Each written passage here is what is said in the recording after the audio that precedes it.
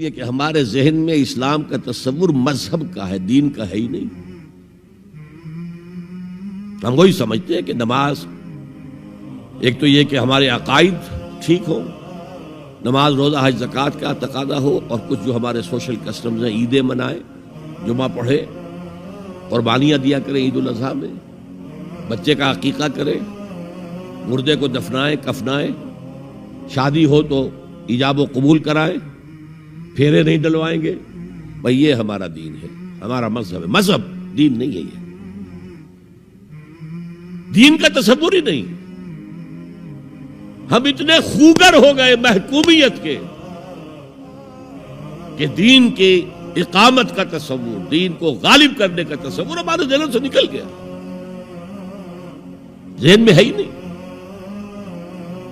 علماء کو بھی اجنبی سی بات لگتی ہے، یہ کیا بات کہہ رہے ہیں، یہ تو اجنبی سی بات ہے، اس لیے کہ ہمارے ذہنوں سے تصور نکل گیا۔ پہلے مسلمان بادشاہ تھے، ملوکیت تھی، وہ اسلام تو نہیں تھا۔ اسلامی نظام تو خلافت راشدہ کا تھا، ابو بکر اور عمر اور عثمان اور علی اور حضرت حسن کو میں مزید شامل کرتا ہوں۔ تب 30 برس بنتے ہیں جو حضور نے فرمایا تھا کہ یہ 30 برس خلافت رہے گی۔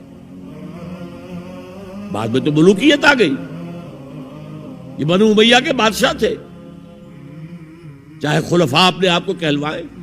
بنو عباس تو بڑے بادشاہ تھے، شہنشاہ تھے، بڑے محل بنائے تھے، اور یہی حال پھر جن کو ہم کہہ دیتے ہیں عثمانی خلفاء، یعنی ترک بادشاہ اور شہنشاہ، ان کا بھی حال یہی تھا۔ اسلام کہا۔ اس کے بعد آ گئے انگریز۔ انگریز نے کہا قانون ہمارا ہوگا، کرمنل لا ہمارا ہوگا، CRPC ہماری ہوگی، سول لا ہمارا ہوگا، نظام ہمارا ہوگا۔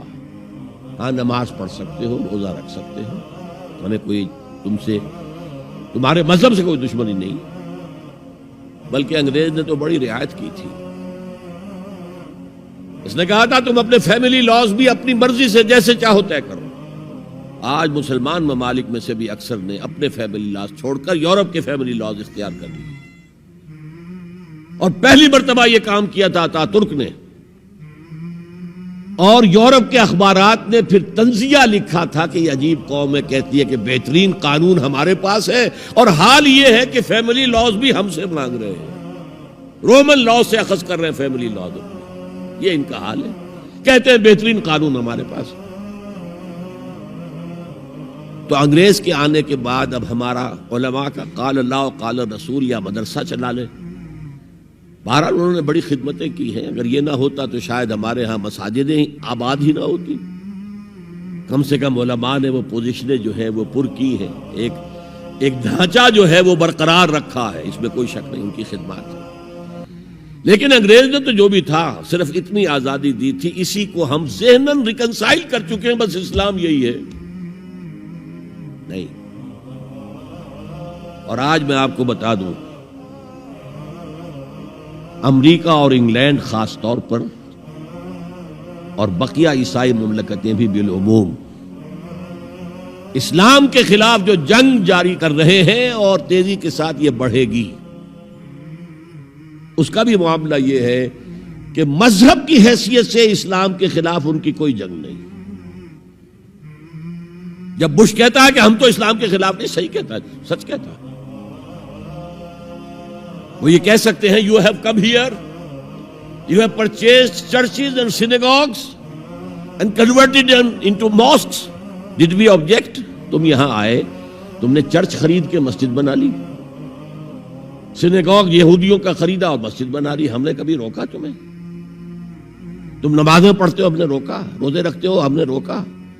بلکہ رمضان میں وائٹ ہاؤس میں ایک افطاری بھی دے دیتے ہیں تمہیں، سیریمونیل۔ تمہاری عید ہے، بقرہ عید ہے، ہم کو کمیموریٹو سٹیمپس جاری کر دیتے ہیں، یہ عید کا جو ہے ڈاک کا ٹکٹ ہے اور یہ بقرہ عید کا ہے۔ تو مذہب سے تو ہمیں کوئی اعتراض نہیں، لیکن اسلام کا سیاسی، معاشی اور سماجی نظام nothing doing, we will not bear it، نظام ہمارا ہوگا، اور سمجھ لیجئے یہ تاریخ نے پورا سرکل ایک گھیرا پورا کر لیا ہے۔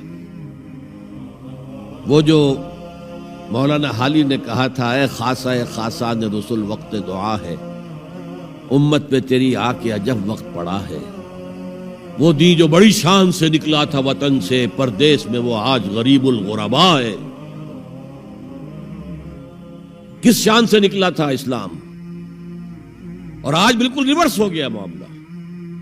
اسلام نے یہ کہا تھا اسلام لے آؤ، ہمارے برابر کے بھائی ہو جاؤ گے۔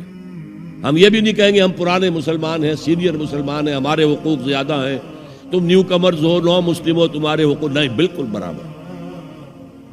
یہ نہیں تو اسلام کی بالادستی قبول کرو، چھوٹے ہو کر رہو، ہاتھ سے جزیہ پیش کرو، یؤت الجزیۃ عن ید وہم صاغرون، پھر تم یہودی رہو مذہب کے طور پر، نظام ہمارا ہوگا دین حق کا، وہ غالب ہم نے کرنا ہے۔ محمد الرسول اللہ بھیجے گئے دین کو غالب کرنے کے لیے۔